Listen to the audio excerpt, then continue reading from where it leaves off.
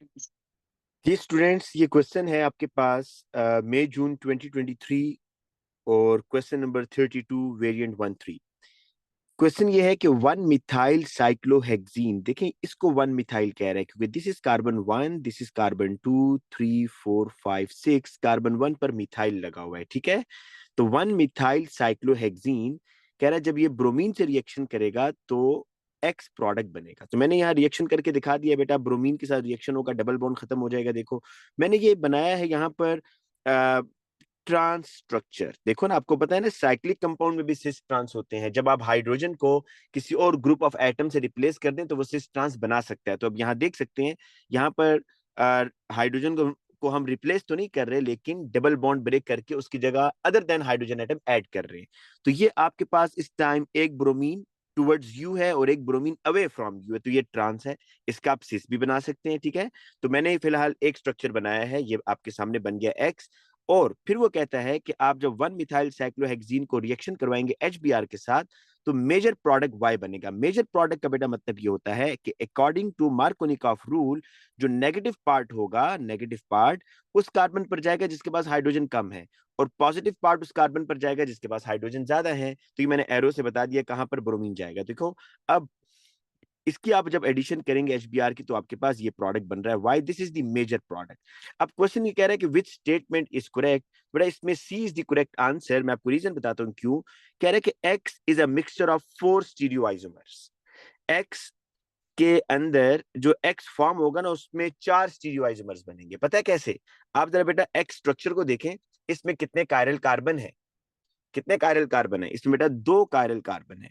एक chiral carbon ये है, जरा गौर से देखिएगा, एक मिथाइल लगा हुआ है, एक Br लगा हुआ है, इस साइड पर CH2 लगा हुआ है, इस साइड पर CHBr लगा हुआ है ना बेटा? तो आपके पास एक कायरल कार्बन ये है।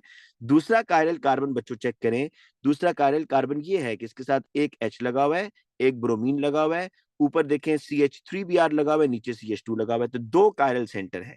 या आप ये भी कह सकते हैं बच्चों कि इसके पास 2 स्टीरियो सेंटर्स हैं। आपको मैंने बताया था ना कि जब एक से ज्यादा स्टीरियो सेंटर्स हो तो आपने क्या करना है, आप ये फॉर्मूला लगाएंगे 2n। ये स्टीरियो सेंटर्स के लिए। बात बच्चे समझते हैं कि ये बस सिस ट्रांस के लिए बताएगा, नहीं भाई, ये दोनों को बताता है। सपोज अगर एक कंपाउंड के अंदर आपके पास कायरल कार्बन भी है और उसमें सिस ट्रांस आइसोमर भी बन रहा है तो आप उन सारों को काउंट करेंगे। सपोज 2 जगह कायरल कार्बन है, एक जगह पर सिस ट्रांस बन रहा है, तो आप N3 बताएंगे कि 2 कायरल कार्बन और एक क्या है, सिस ट्रांस। लेकिन यहां पर बेटा क्या है, यहां पर आपके पास जहां कायरल कार्बन है वहीं पर सिस ट्रांस भी बन रहा है, तो स्टीरियो सेंटर तो आपके पास यहां पर 2 ही है ना। 2 स्टीरियो सेंटर हैं, एक ये कार्बन और एक ये कार्बन। तो स्टीरियो सेंटर्स आपके पास 2 आ रहे हैं, तो 2 की पावर n, n में आप लगाएंगे बेटा 2, तो आपके पास आंसर आएगा 4 कि x के 4 स्टीरियो आइसोमर बन रहे हैं। ठीक है, इस तरह बनेंगे, मैं भी आपको दिखा भी देता हूं। जरा Y में देखें बेटा, Y क्या होगा। Y आपके पास HBr आपने ऐड करना है, तो मेजर प्रोडक्ट ये बन रहा है भाई आपका। अब इसमें देखिए कोई भी कायरल कार्बन नहीं है, जरा चेक करो। ये आपका जो कार्बन है बच्चों, ये वाला, दिस कार्बन, इस कार्बन के ऊपर एक मिथाइल लगा हुआ है, एक Br, लेकिन लेफ्ट और राइट साइड पर देखो सारे ग्रुप सेम लगे हुए हैं, CH2 CH2, इसलिए नो कायरल, कायरल नहीं है।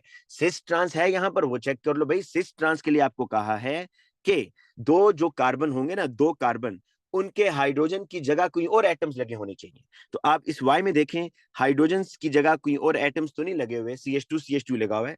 देखो जिस तरह एक ब्रोमीन यहां लगा हुआ है ना बेटा, एक ब्रोमीन लगा हुआ है इधर, इसी तरह दूसरे कार्बन के ऊपर भी ब्रोमीन होना चाहिए था, तब आप सिस ट्रांस बना सकते थे। अच्छा, ये लाजमी नहीं है कि वो बिल्कुल एडजेसेंट कार्बन ही होता, ये कार्बन भी हो सकता था, लेकिन कम से कम 2 अदर देन हाइड्रोजन एटम्स के ग्रुप होने चाहिए थे डिफरेंट कार्बन्स पर, तब आप सिस ट्रांस की तरफ जा सकते थे। तो यहां पर Y में ना सिस ट्रांस बनेगा ना कोई कायरल कार्बन है, तो Y का कोई स्टीरियो आइसोमर नहीं है। और X में बेटा आपको मैंने क्या बताया कि X में 4 स्टीरियो आइसोमर्स बनेंगे। क्यों? क्योंकि there are 2 chiral carbon, 2 chiral carbon हैं, तो 2 कायरल कार्बन के लिए आप फॉर्मूला ये लगा लो 2n, और आंसर 4 आएगा। देखो ये इस तरह के मिरर इमेज बनेंगे, इसमें सिस ट्रांस भी शो हो रहा है और आपके ऑप्टिकल आइसोमर्स भी शो हो रहे हैं, तो इसका आंसर क्या होगा बेटा? C होगा। ठीक है।